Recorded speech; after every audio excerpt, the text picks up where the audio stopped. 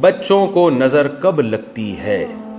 نظر سے بچنے کا طریقہ کیا؟ 1 مہینے کے بچے کو نظر کا اثر ہو سکتا ہے یا یہ بیکار کی بات ہے؟ اگر ہو سکتا ہے تو اس کے لیے کیا کرنا چاہیے؟ شاداب قریشی یو پی سے۔ شاداب قریشی صاحب، سب سے پہلی بات تو یہ کہ یو پی ہمارا بھی وطن ہے، ہم بھی یو پی سے ہجرت کر کے آئے ہیں، تو کوئی یو پی والا سوال پوچھتا ہے تو بڑا اچھا سا لگتا ہے۔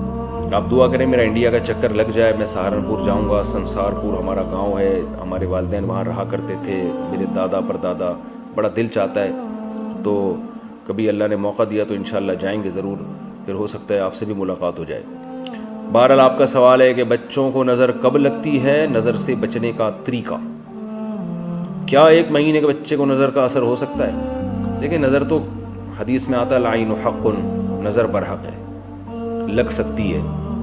کب لگتی ہے؟ بہت ہی ایکسٹرا آرڈینری کوئی بچہ خوبصورت ہو اور اس کو ایسے لوگ حسد کی نگاہوں سے دیکھیں تو اس کا امکان ہوتا ہے کہ لگ جائے، لیکن اس میں اتنا وہم جائز نہیں ہے کہ ہر ایسے بیچارے عجیب عجیب سے بچے مارکیٹ میں آ رہے ہیں، ٹیڑھے میڑے سے، ناکیں بہہ رہی ہیں، نہ شلوار پہنی بھی انہوں نے، اور میلے کچیلے، وہ تھوڑا سا بیمار ہوتے ہیں، ماں کہتی ہے میرے بچے کو نظر لگی ہے۔ وہ بھائی اس میں نظر لگنے والی کوئی چیز ہی نہیں ہے، اس کو کہاں سے نظر لگے گی؟ نظر لگنے کے لیے ضروری ہے کہ کچھ ہو تو نا سامنے، تو ایک تو کوئی چیز ہو جس کو نظر لگے، دوسری بات یہ کہ جو چیز مشہور ہو جاتی ہے اس کو بھی نظر نہیں لگتی۔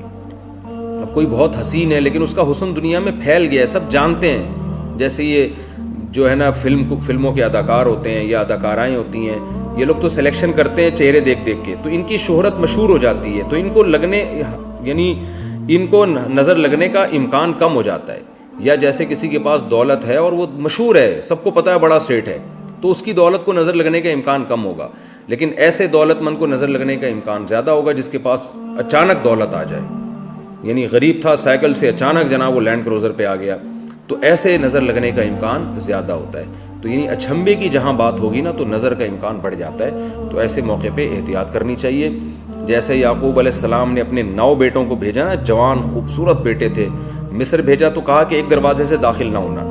وجہ یہ تھی کہ کسی کے 9 جوان بیٹے اور سارے لمبے قداور، عام طور پر ایسا ہوتا نہیں ہے، اور پھر اتنے خوبصورت، جن کے بھائی یوسف علیہ السلام ہوں، جن کو اکیلے کو آدھا حسن دیا گیا، تو ظاہر ہے بھائیوں میں بھی تو حسن ہوگا نا، تو وہ بہت ہی کوئی ایکسٹرا آرڈینری، کوئی جب الگ سے کوئی خاص چیز ہوتی ہے اور اس میں بہت ہی اٹریکشن ہو لوگوں کی، تو اس میں نظر لگنے کا اندیشہ ہوتا ہے۔ تو اس کا طریقہ یہی ہے، سب سے پہلے بات یہ کہ اس کو لوگوں کے سامنے اچانک ایکسپوز نہ کیا جائے، ظاہر نہ کیا جائے۔ جیسے یعقوب علیہ السلام جہاں رہتے تھے وہاں تو سب جانتے تھے ان کے 9 بیٹے جوان ہیں، وہاں نظر لگنے کا چانس کم تھا، لیکن جب مصر میں جا رہے ہیں تو مصر میں تو لوگ نہیں جانتے تھے نا، وہ جب دیکھیں گے 9 بیٹے اکٹھے جوان ہٹے کٹے خوبصورت آ رہے ہیں، تو وہ ان کو نظر لگنے کا اندیشہ تھا کہ یہ کس باپ کے بیٹے ہیں اور باپ کتنا خوش قسمت ہوگا، تو کیونکہ وہاں لوگ معروف نہیں تھے اس سے مصر میں۔